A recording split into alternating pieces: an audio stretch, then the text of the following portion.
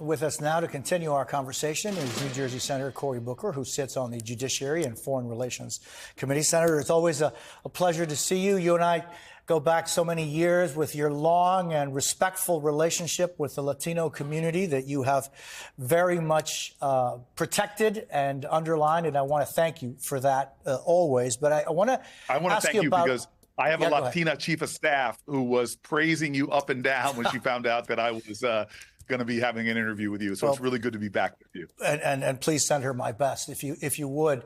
Senator, you've said that you'll support whoever our nominee is coming out of the convention, your words. Do you want that nominee to be Joe Biden? Well, look, I think we're at a point now where a lot of people are trying to insinuate daylight between Democrats, and I'm just refusing to play into that. This is a party that is united in its focus on beating Donald Trump. Our nominee is Joe Biden, and until he makes a decision otherwise, that is the case. And so what I'm focused on right now is keeping people's attention on the outrageous lies that we've heard so far, and fact checkers have seen dozens of them in the one day of their Republican convention. And even more than that, this scary thing of their Project 2025 document, which shows what they intend to do. Really underlining what Donald Trump has already said, an attack on women's reproductive rights, getting rid of the Affordable Care Act, and undermining people's access to having health care, trying to undermine Social Security and retirement security. So this is a time for Americans to see a clear choice, and I'm here to highlight that.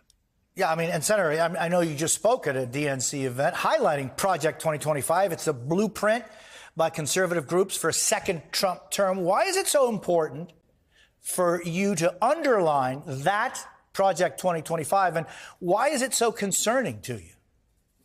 Well, I think a lot of people didn't believe Donald Trump the last time around when he said he was going to overturn Roe v. Wade, when he said things like, women who get abortions should be punished, when he talked about corporate taxes and the kind of things that he would do to benefit the very rich, but with no focus on protecting workers and workers' rights. This time we have it in clear, plain English, a plan that's been laid out by the group he relied on to literally vet his Supreme Court candidates, the Heritage Foundation, with a leader of the Heritage Foundation, which has literally said things like, there's a second revolution, it'll be bloodless unless, depending on the behavior of Democrats, that kind of rhetoric that they're saying right now. And in that document, there are really scary things, like cutting Social Security benefits, like ending Medicaid and Medicare as we know it, like getting rid of the Affordable Care Act, like pushing for an effective national ban on abortion. Time and time again in that document, which is hundreds of pages, there are really frightening things, even that the majority of Republicans don't agree with. And people should believe what they hear and what they see that the Republicans and Trump will do if they get a second term. Senator Trump has picked your colleague, Senator J.D. Vance from Ohio, to be his running mate. Vance only been a senator for, a year and a half. What do you think of that choice?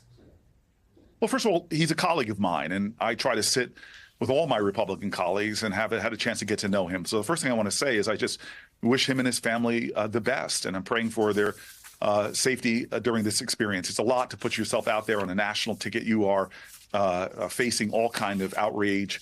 But I actually was happy for the pick because, again, it lays plain the stark choices that America has. Listen to what J.D. Vance has said as well.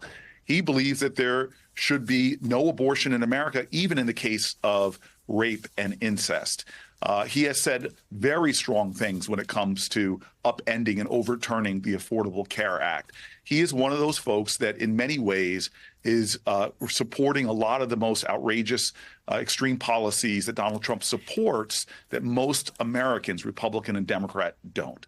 You know, Senator, this is like kind of a question that I've had and I still mull over all the time. I mean, I guess this weekend's assassination attempt on Donald Trump has, raised for many concerns about the tone of political rhetoric in our country. Your entire career, you have been able to criticize, draw differences with people without insulting them. You just did that right now when you referred to J.D. Vance. Senator, how did we get to this point in our nation? Why is it becoming toxic to have conversations? Why is it almost impossible to be able to have respectful disagreements without getting to insults? Look, I worry when you say toxic. I want people to understand that I think what you're saying is more real, more literal, even in the sense that the greatest threat to this nation right now is not a foreign adversary. It's that toxicity and the cancer of hate where we have so created this tribalistic caricatures of each other that we have a disdain for other Americans, which makes it such a toxic environment that even coming together on the things we agree on becomes really, really difficult. There are wide swaths of things that Americans agree on. I've seen studies where they put out a policy and don't associate it with either party, and you get these incredible 60, 70, 80% of people agree with policy ideas. That's why I'm psyched about things like, common sense, universal background checks. Not controversial. It will save lives. Most NRA members agree with that. Or not kicking people out of the country who are here on student visas when they get degrees in things that half of Congress can't spell, and we just kick them out of the country. There's wide agreement on pillars of immigration as well. Reproductive rights. Most Americans, we've seen this in red states where they come out in droves to vote to try to preserve access to abortion care. We are Americans. The lines that divide us are nowhere near as strong as the ties that bind us. And what we need is not just to tamp down political rhetoric. We need, again, more leaders on both sides of the aisle. They're going to call to the moral imagination of this country and remind people that we have one destiny, that we need to put more indivisible into this one nation under God. Because when we do find common cause and common purpose, whether it was defying gravity and going to the moon or advancing the kind of manufacturing boom that came from the Eisenhower Highway Act or the GI Bill, when we do things together, there's no stopping us. We don't only lead to great things here in America, we lead the world to want to be more like us.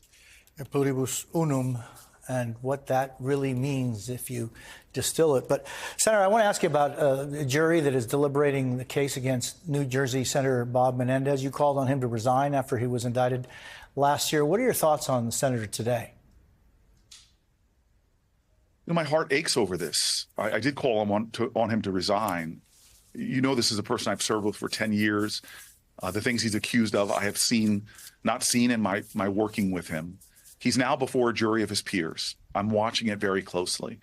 And when the verdict comes out, we'll know whether he is guilty of the crimes that he's accused of. And I think it's a sad and sobering day for New Jerseyans to see their senior senator under this kind of criminal indictment.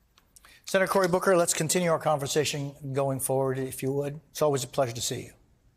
No, gracias por todo. Suerte, amigo. A ti, gracias.